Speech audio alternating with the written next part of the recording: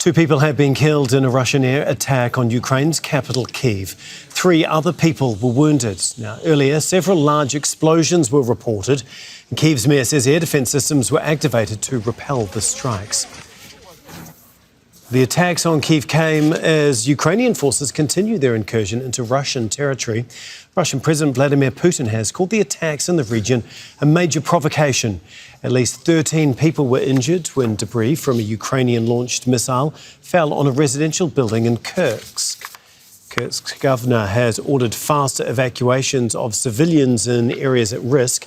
Russia has deployed additional soldiers as well as equipment to try to stop the Ukrainian advances.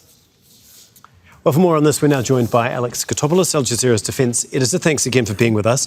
First of all, can you just give us an update on what's happening on the ground in Kursk now? Are Ukrainian forces still there?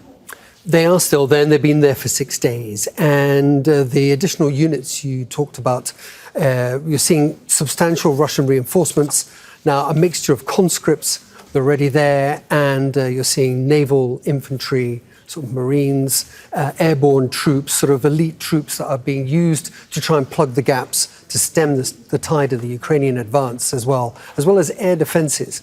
A lot of the missiles and drones that were shot down last night, that were sent in by Ukraine, were shot down by these new units that are there to defend airfields, and also nuclear power plant just down the way, and of course the city of Kursk itself. You said the Ukrainian forces have been there for 6 days. So how embarrassing is this for Vladimir Putin, and how much pressure does it put on him? It's extremely embarrassing, and each day that passes, it's more embarrassing for him, because it started off as a raid, which if it only lasts a matter of hours, you can brush off and say, well, that's the sort of thing that happens in wartime. But for Ukrainian units to cross the border and then go rampaging for near on a week now, and nothing to have been done about it, makes him look extremely weak.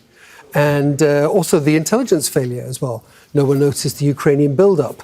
There were Russian troops there that were sent out to Donetsk to fight in the east, leaving Kursk denuded of any kind of defensive ability.